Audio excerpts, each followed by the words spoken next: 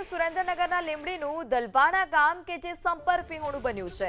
દલવાણા રોજાસર માર્ગ પર પાણી ફરી વળ્યા। ઉપરવાસમાંથી પાણીની ભારે આવક થતા રસ્તા પર પાણી ફરી વળ્યા છે। આ સાથે જીવના જોખમે લોકો રસ્તો પસાર કરતા પણ જોવા મળ્યા। આ પાણીનો તેજ પ્રવાહ દલવાણ રોજાસર આ માર્ગ છે અને ધસમસતા પાણીના પ્રવાહમાંથી આ પ્રકારે એક બાઇક સવાર કે જે બાઇક પણ પસાર કરી રહ્યો છે। દલવાણા ગામ કે જે હાલ અત્યારે પાણીના તીવ્ર પ્રવાહને કારણે સંપર્ક વિહોણું બન્યું છે।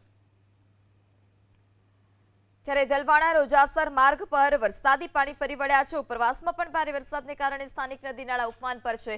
ખેતરો દલવાણા ગામના બેટમાં ફેરવાયા છે। લોકો પોતાનો સામાન લઈ આ રીતે જોખમ ખેડી ત્યાંથી પસાર થવા મજબૂર બન્યા છે।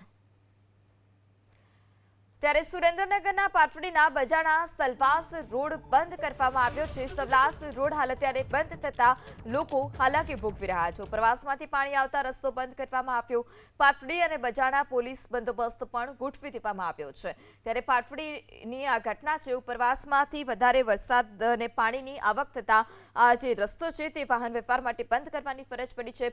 પોલીસની ટીમ પણ હાલ અત્યારે સ્થળ પર છે। બેરિકેડ મૂકી લોકોને અહીંયાથી આગળ ન જવા પર કહેવામાં આવી રહ્યું છે।